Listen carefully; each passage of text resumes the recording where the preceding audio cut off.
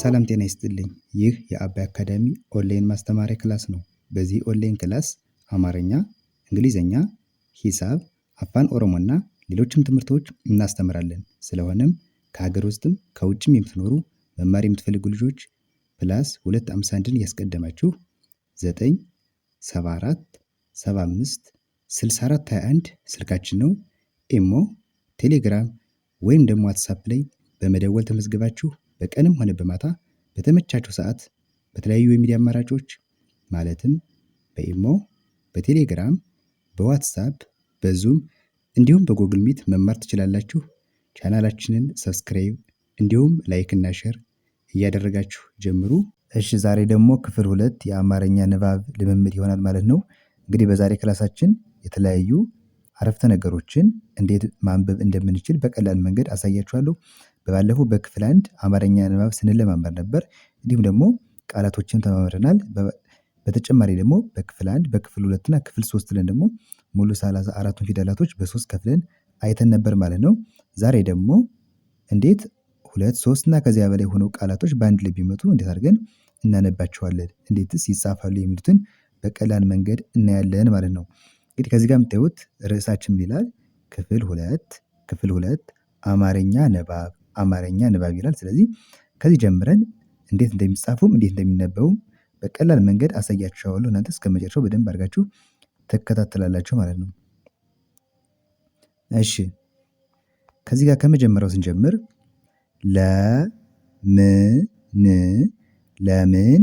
ለምን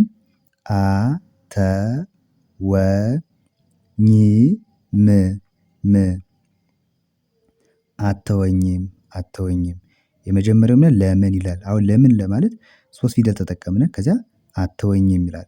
አሁን እዚህ ጋር ስንት ቃላቶች አሉ? 2 ቃላቶች አሉ። ቃላት ማለት ምን ማለት ነው? መጀመሪያ ቃላት ማለት የሆሄያቶች ስብስብ ሆኖ እነዚያ ሆሄያቶች በአንድ ላይ ሆነው ትርጉም ያለው ነገር ሲሰጡን ያ ምን ይባላል? ቃል ይባላል። በአንድ ላይ ሆነው አንድ ትርጉም ያለው ነገር ሲሆን ቃል ይባላል። የቃላቶች ደግሞ 2 እና ከዚያ በላይ ሆነው ደግሞ ቃላቶች ደግሞ ተሰባስበው አንድ ሙሉ ሀሳብ ሲሰጡን ደግሞ አረፍተ ነገር እንለዋለን ማለት ነው። አረፍተ ነገር እንለዋለን። አሁን እዚህ ጋር 2 ቃላቶች አሉ። መጀመሪያ ለምን የሚል አለ፣ እዚያ አተወኝም የሚል አለ። አሁን እዚህ ጋር መካከላቸው ላይ እንደምታዩት ርቀት አለ። ከዚህ ጋር ለምንድነው? አንድ ቃል ተጽፎ ሌላ ሁለተኛ ቃል ስንጀምር ደግሞ ከመካከላቸው ምን መኖር አለበት? ርቀት መለያ መኖር አለበት። ምክንያቱም እዚህ ጋር ለምን የሚለውንና አተወኝ የሚለውን በአንድ ላይ አጠጋግተን ብንጽፈው ለምን ብለን ለማንበብ እየተደረስን ነው እንቸገራለን። ስለዚህ ምንድነው? አንድ ቃል የራሱ ይጻፋል። ወደ ሁለተኛው ቃል ስንጀምር ወይ ደግሞ ስንጽፍ ደግሞ የተወሰነ ርቀት ተጠቅመን ቀጣዩን ቃል እንጽፋለን። ሌላ ደግሞ እዚህ ቢኖርም ደግሞ ትንሽ ርቀት ተጠቅመን እያልን እስከምንፈልገው ድረስ መጻፍ እንችላለን ማለት ነው። ስለዚህ ምን ይላል? ለምን አተወኝም ይላል። ኦኬ ከዚህ ጋር ደግሞ መሄድ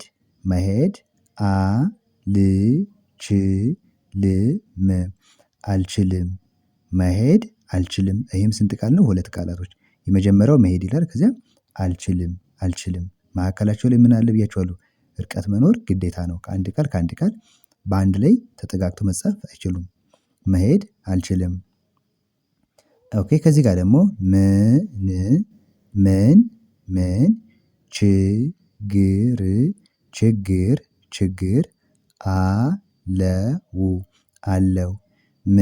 ችግር አለው። ምን ችግር አለው ደግሞ ስንት ቃላቶች ናቸው? 3 ቃላቶች። የመጀመሪያው ምን ይላል? ርቀት ተጠቀምነ። ችግር ይላል። ከዛ ርቀት አሁንም አለው። በአንድ ላይ ምን ችግር አለው ብለን እናነባቸዋለን ማለት ስናነባቸው ማለት ነው።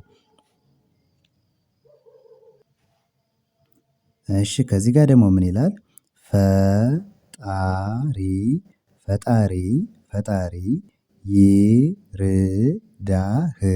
ይርዳህ። ፈጣሪ ይርዳህ። ከዚህ ጋር ደግሞ 2 ቃል ነው። የመጀመሪያው ፈጣሪ ይላል 3 ፊደላቶች። ከዚያ ይርዳህ ለማለት ደግሞ ስንት ፊደል? 4 ፊደላቶች። በአንድ ላይ ስናነበው ፈጣሪ ይርዳህ ብለን ማንበብ እንችላለን ማለት ነው። ኦኬ ከዚህ ጋር ደግሞ ምን ይላል? ጥሩ 2 ፊደል ነው።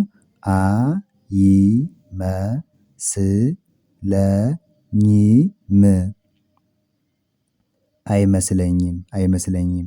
ጥሩ አይመስለኝም። እዚህ ጋር 2 ቃላቶች ናቸው። የመጀመሪያው ጥሩ የምትለው 2 ፊደል ነች። ጥና ሩ አይመስለኝም ለማለት ደግሞ እነዚህ ሰባቱን ፊደላቶች በአንድ ላይ ከአ ጀምረን እስከመጨረሻው ስናነበው ምን ይላል? አይመስለኝም አይመስለኝም ይላል።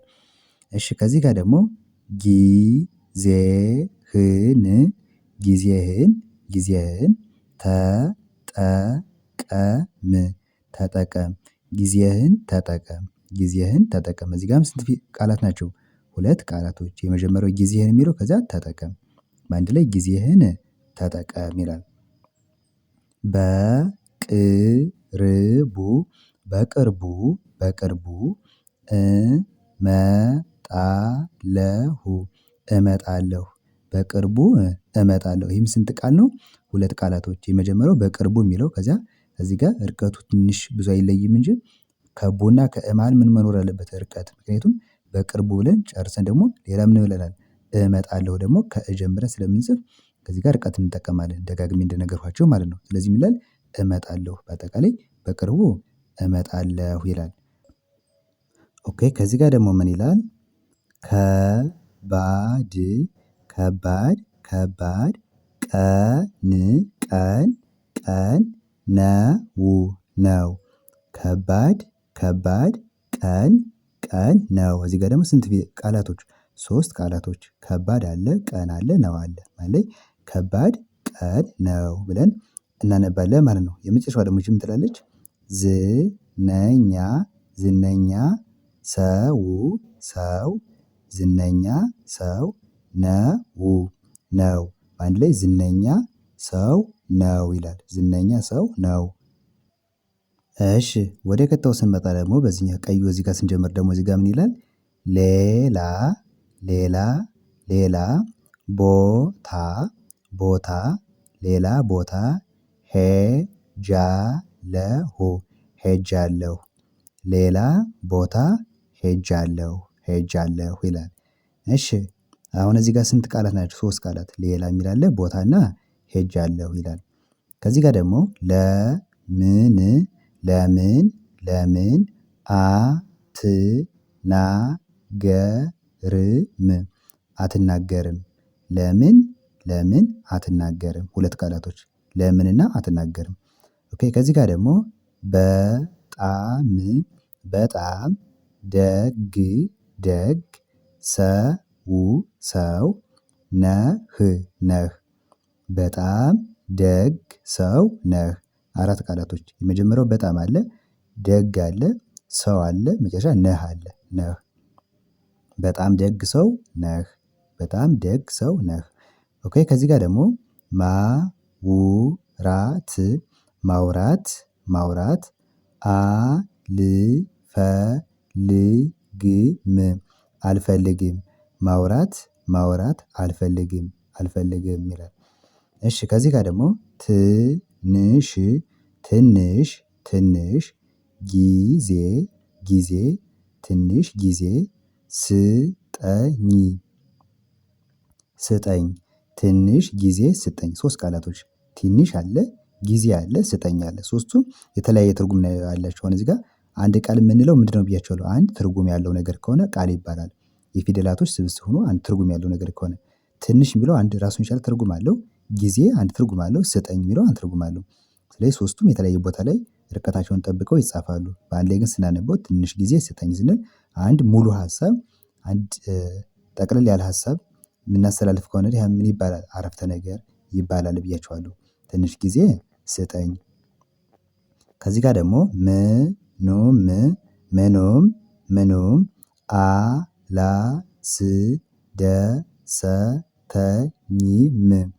አላስደሰተኝም ምኑም አላስደሰተኝም ይላል። ምኑም አላስደሰተኝም እሺ ከዚህ ጋር ደግሞ ባይመጣ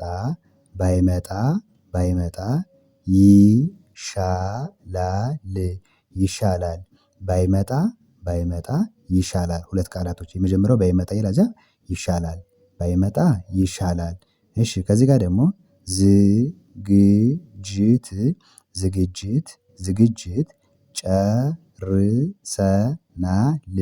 ጨርሰናል ዝግጅት ጨርሰናል ሁለት ቃላቶች ዝግጅት የሚል አለ ጨርሰናል የሚል አለ በአንድ ላይ ስናነበው ዝግጅት ጨርሰናል።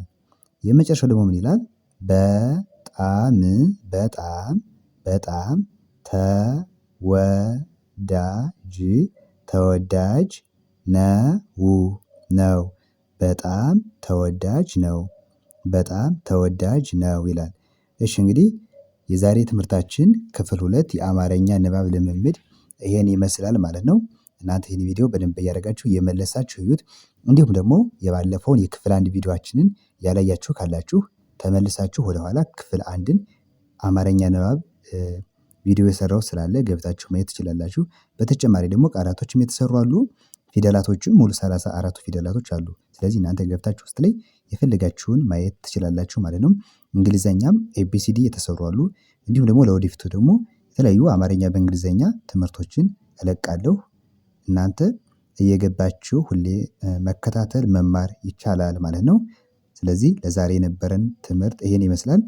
ቀጣይ በሌሎች በተለያዩ ቪዲዮዎች እመለሳለሁ። መልካም ጊዜ